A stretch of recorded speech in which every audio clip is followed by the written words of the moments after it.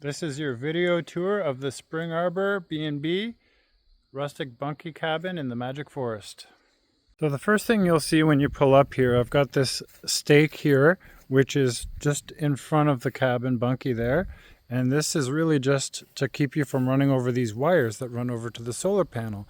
You can actually grab this solar panel and move it around to face the sun. If you're not going to move it, I would recommend you keep it facing west, because that seems to be where the good sun seems to hit it, out facing that way.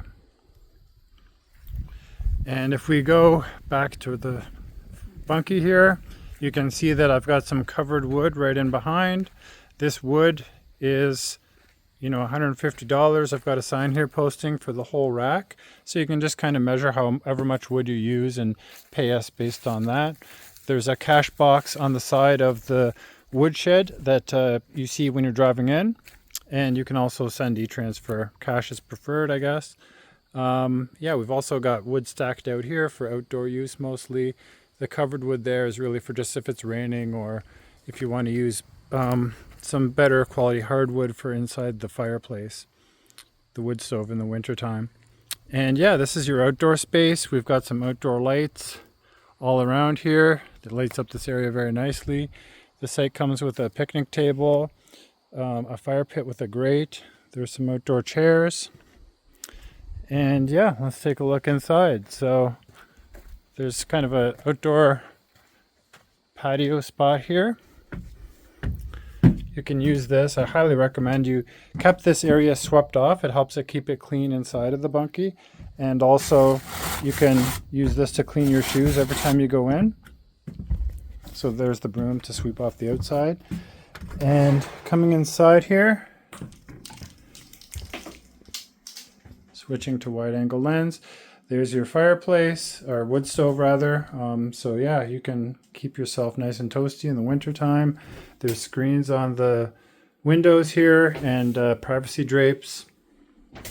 This window, large window here, doesn't open, but lots of natural light can come in this way. I'm going to actually get some of that light right now. And here's the power system. So quite a bit of instruction needed on this. So it's going to be charging. Right now it's charging 150 watts off the solar panel. And it also shows your AC output right there. Right now it's 0 because I don't have any lights on. So I'm going to turn the lights on with this AC button. If the system is asleep, you might have to hit that once to bring it out of sleep mode and then push it again to turn it on. If you're charging your cell phones, I've got a USB cable here provided. And yeah, you push this DC button to make that go live. There's also a cigarette lighter here.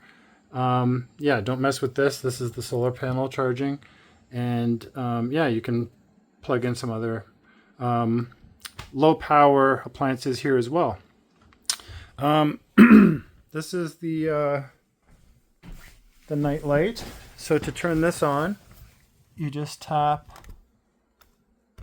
the squares and they will come on. I keep a mattress protector on the top and bottom bunks. You can rent sheets from me. It is a bit of work to manage all that and clean them every time, so I can do it if you want, but I prefer you bring your own sheets. It's a twin on the bottom and a single side on the top. Or maybe it's double on the bottom. I'll double check that. Just read the listing to find out what it is on the bottom. And here's the fan. So the fan should come on already when you turn the power on. But there's a remote control here, which I like to keep it in its proper holder back here. But someone has taken it out. So anyways, if you want to turn the fan, please just use either speed 1 or 2.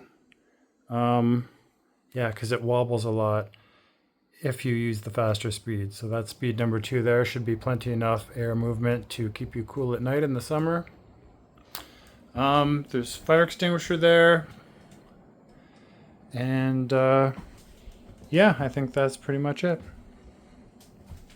To turn on the outdoor lights, there's this plug hanging right here. So you can plug that into this socket. And all these lights will come on out on the porch here, and probably all the ones outside too.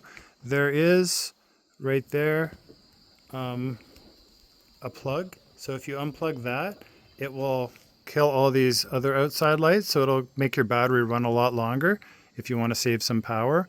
I recommend if you're not sitting outside that you, well, definitely kill all these lights. But if you're just going to be like sitting on this porch, you might want to turn these other outside lights off to save some power. It should run for maybe like 4 or 5 hours with all the lights on if you don't run anything else, with how much power it has on a full charge. Solar lights are free, but if you want, you can also rent a generator for $40 a night.